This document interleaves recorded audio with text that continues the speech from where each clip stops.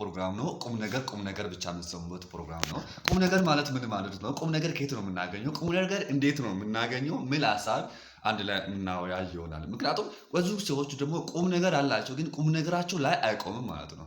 ቁም ነገር አለ ማለት ሰው ሁሉም ሰው ቁም ነገረኛ ማለት አይደለም። ቁም ነገረኛ ያልሆነ ሰው ማለት ቁም ነገር የሌለ ሰው ማለት አይደለም። ቁም ነገረኛ የሚባል ሰው አንድ ሰው እንቁ የሆነው ዋና ፖይንት ከተናገረው በኋላ ሰውየው ያ ሰውየው ቁም ነገረኛ ነው ተብሎ ይጠራል ማለት ነው።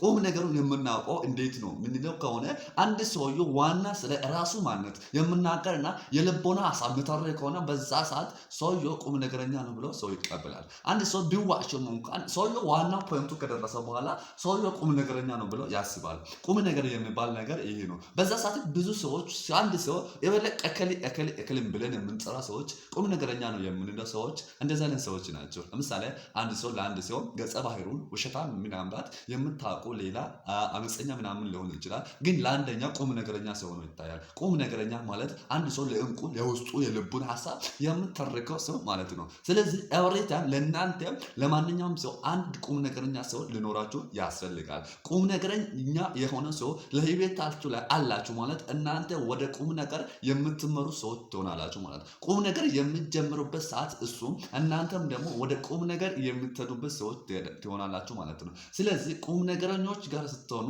እናንተ ከቁም ነገረኛ ጓደኛ ቢኖራችሁ ቁም ነገረኞች ሆናችሁ ነው የምትቀሩ ማለት ነው። ስለዚህ ምን ጊዜም ኤቭሪታይም እናንተ ሁላችሁ የምታያችሁ የምትሰሙ ሁሉ ቁም ነገረኞች እንድትሆኑ እላችኋለሁ። ቁም ነገር የተሰየው ስያሜ ሁለተኛ እንግዳም ጋብዤ ለእናንተ ፊት እንደሚቀር ተስፋ አደርጋለሁ። ስለዚህ ቁም ነገረኞች ቁም ነገረኛ ከእኔ ጋር ስላደረጋችሁ ቆይታ በጣም በቁም ነገር አመሰግናችኋለሁ።